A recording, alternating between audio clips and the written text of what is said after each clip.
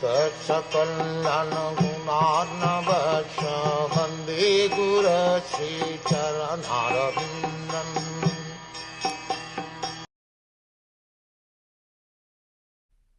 Then again, kindly describe how the proportionate accumulation of the reactions resulting from the different modes of material nature act upon the desiring living being, promoting or degrading him among the different species of life, beginning from the demigods down to the most insignificant creatures.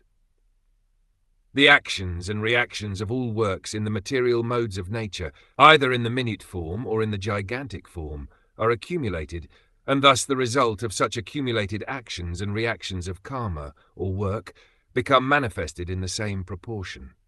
How such actions and reactions take place, what the different procedures are, and in what proportion they act, are all subject matters of Maharaj Parikshit's inquiries from the great Brahman Shukdev Goswami. Life in the higher planets, known as the abodes of the denizens of heaven, is obtained not by the strength of spacecraft, as is now being contemplated by the inexperienced scientists, but by works done in the mode of goodness.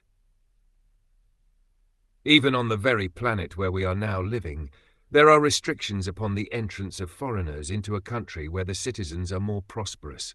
For example, the American government has many restrictions for the entrance of foreigners from less prosperous countries. The reason is that the Americans do not wish to share their prosperity with any foreigner who has not qualified himself as a citizen of America. Similarly, the same mentality is prevailing in every other planet where there are more intelligent living beings residing. The higher planetary living conditions are all in the mode of goodness, and anyone desiring to enter the higher planets like the Moon, Sun, and Venus must qualify thoroughly by activity in complete goodness. Maharaj Parikshit's inquiries are on the basis of proportionate actions of goodness which qualify one in this planet to be promoted to the highest regions of the universe. Even on this planet of our present residence, one cannot achieve a good position within the social order without being qualified with proportionate good work. One cannot forcibly sit on the chair of a high court judge without being qualified for the post. Similarly, one cannot enter into the higher planetary systems without being qualified by good works in this life.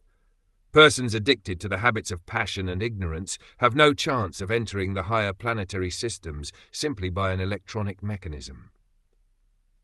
According to the statement of the Bhagavad Gita, persons trying to qualify themselves for promotion to the higher, heavenly planets can go there.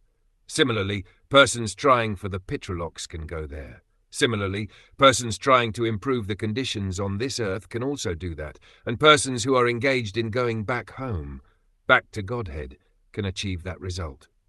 The various actions and reactions of work in the mode of goodness, generally known as pious work, with devotional service, culture of knowledge with devotional service, mystic powers with devotional service, and at last, devotional service unmixed with any other varieties of goodness.